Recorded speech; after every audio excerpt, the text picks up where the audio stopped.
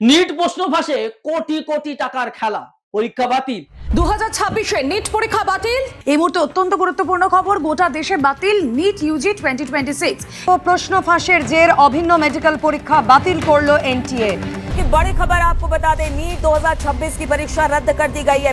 UG 2026 exam is concern, NEET परीक्षा रद्द कर दी गई है। नीट परीक्षा 2026 रद्द कर दी गई है। नीट यूजी की परीक्षा को रद्द कर दिया। সিবিআই তদন্তে বিস্ফোরক তথ্য। নিট পরীক্ষা, দেশের লাখো লাখো ছাত্রছাত্রীর ডাক্তার হবার স্বপ্ন, মধ্যবিত্ত পরিবারের বছরের পর বছর লড়াই, আর সেই পরীক্ষাকেই ঘিরে এবার সামনে এসেছে এমন এক বিস্ফোরক তথ্য যা শুধু শিক্ষা ব্যবস্থাকে নয়, গোটা দেশের ভবিষ্যৎ নিয়েই বড় প্রশ্ন তুলে নিয়েছে। হ্যাঁ, বড় প্রশ্ন আজ সামনে। এবার শুধু প্রশ্নপত্র ফাঁসের অভিযোগ নয়, গ্রেপ্তার হয়েছেন একাধিক ব্যক্তি, দেশ জুড়ে ছড়িয়ে থাকা বড় চক্রের সন্ধানও মিলেছে। আর পরিস্থিতি এতটাই গুরুতর হয়ে উঠেছে যে শেষ পর্যন্ত নিট ইউজি 2026 পরীক্ষা বাতিল করে দিতে বাধ্য হয়েছে এনটিএ। এই নিয়ে আজকের আলোচনা। ভিডিওটি শুরু করার আগে বলবো, যদি এখনো আমাদের ইউটিউব চ্যানেলটি আপনি সাবস্ক্রাইব না করে থাকেন তাহলে অবশ্যই আমাদের চ্যানেলটি সাবস্ক্রাইব করুন। আর যদি ভিডিওটি আপনি ফেসবুকে দেখে থাকেন তাহলে অবশ্যই ফেসবুক পেজটি ফলো করবেন। তো চলুন শুরু করা যাক আজকের এই আলোচনার সাবজেক্ট।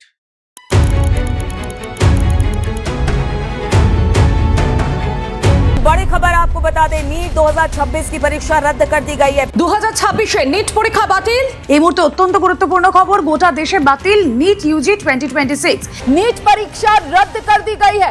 প্রশ্ন ফাঁসের জের অভিন্ন মেডিকেল পরীক্ষা বাতিল করলো এনটিএ।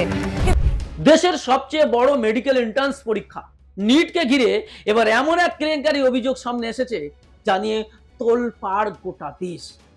জাতীয় সংবাদ মাধ্যম Times of India, economics Times, India today, DNA সহ একাধিক রিপোর্ট অনুযায়ী রাজস্থান, উত্তরাখণ্ড, মহারাষ্ট্র সহ একাধিক রাজ্যে তদন্ত চালিয়ে বহুজনকে আটক ও গ্রেফতার করা হয়েছে।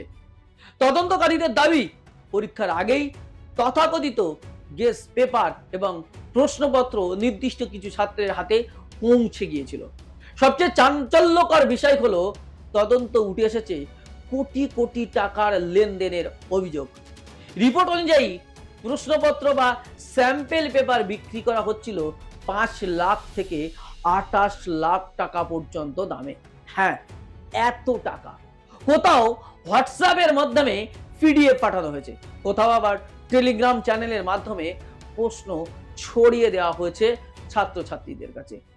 টাইমস অফ ইন্ডিয়ার রিপোর্ট অনুযায়ী রাজস্থানের সিকারের এক কেরিয়ার কাউন্সিলর রাকেশ কুমার নামে এক অভিযুক্ত পরীক্ষার আগেই 410 প্রশ্নের একটি প্রশ্ন ব্যাংক পেয়েছিলেন, আর তার মধ্যে প্রায় 150টি প্রশ্নের সঙ্গে আসল নিট প্রশ্নপত্রের সরাসরি মিল পাওয়া গেছে।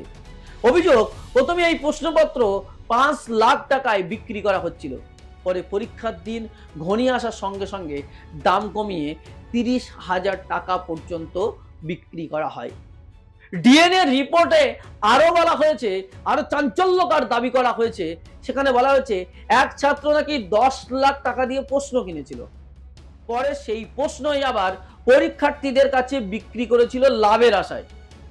অর্থাৎ গোটা বিষয়টা শুধু প্রশ্ন ফাঁস নয়, এটা কোটি কোটি টাকার সংগঠিত ব্যবসায় পরিণত হয়েছিল।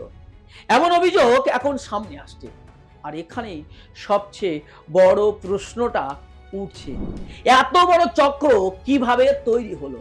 দেশের সবচেয়ে গুরুত্বপূর্ণ মেডিকেল এন্ট্রান্স পরীক্ষার প্রশ্ন পরীক্ষার আগেই বাইরে চলে গেল কিভাবে? এত নিরাপত্তা থাকার পরেও প্রশাসন কি ঘুমাচ্ছিল? কি করছিল তারা? বিরোধীরা সরাসরি কেন্দ্র সরকার ও এনটিএর বিরুদ্ধে তীব্র আক্রমণ শুরু করেছে। তদন্তের দাবি, তাদের দাবি, এটা শুধুমাত্র পেপার লিক নয়, এটা হচ্ছে এডুকেশন মাফিয়ার সংগঠিত ব্যবসা। বিরোধীদের অভিযোগ, সরকারের গাফিলতি, প্রশাসনিক ব্যর্থতার কারণেই আজ দেশের পরীক্ষা ব্যবস্থা দুর্নীতির কেন্দ্রে পরিণত হয়েছে।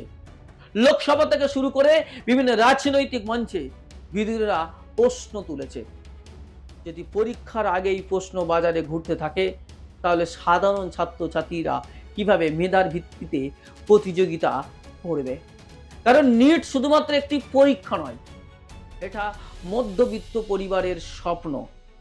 এটা হাজার হাজার ছাত্রের বছরের পর বছর পরিশ্রম, একজন বাবা মায়ের সঞ্চয়, একজন ছাত্রের ঘুমহীন রাত। আর সেই পরীক্ষাকে যদি টাকা দিয়ে কিনে নেওয়া যায়, তাহলে পরিশ্রমের মূল্য কোথায়? সবচেয়ে বড় বিষয় হলো, এই ঘটনার জেরে শেষ পর্যন্ত এনটিএ পরীক্ষাই বাতিল করে দিয়েছে এবং গোটা বিষয়টি সিবিআই এর হাতে তুলে দেওয়া হয়েছে। অর্থাৎ বিষয়টা কতটা গুরুতর সেটা এখান থেকেই পরিষ্কার।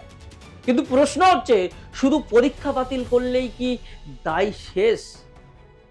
যারা এই চক্র চালাচ্ছে, তাদের পিছনে আসলে কারা রয়েছে? কারা মদত দিচ্ছে? কিভাবে এই চক্র তারা চালাতে পারছে? কোন কোন কোচিং সেন্টার জড়িত? কোন প্রশাসনিক স্তরে গাফিলতি হয়েছে? কারা কোটি কোটি টাকার এই ব্যবসা চালাচ্ছিল? কারণ শুধু আজ একটি পরীক্ষা নয়, দেশের শিক্ষা ব্যবস্থার উপর থেকেই মানুষের বিশ্বাস উঠে যাচ্ছে, মানুষের ভরসা হারিয়ে যাচ্ছে। ছাত্র সমাজ আজ প্রশ্ন করছে, পরিশ্রম করলে কি সফল হওয়া যায়, নাকি সিস্টেমের ভিতরে অন্য কোনো খেলা চলছে? আজ এই প্রশ্নটা আজ দেশের সবচেয়ে বড় সংকট। কারণ যখন শিক্ষা ব্যবস্থার উপর বিশ্বাস ভেঙে পড়ে, তখন শুধু একটি পরীক্ষা নয়, পুরো ভবিষ্যৎটাই অনিশ্চিত হয়ে যায়। আপনার কি মনে হয়, এই ঘটনা শুধু প্রশাসনিক ব্যর্থতার দায়ী, নাকি এর পিছনে কোনো দুর্নীতির চক্র কাজ করছে? অবশ্যই আপনার মতামত কমেন্ট বক্সে জানান, আর ভিডিওটি ভালো লাগলে অবশ্যই শেয়ার করবেন। ধন্যবাদ।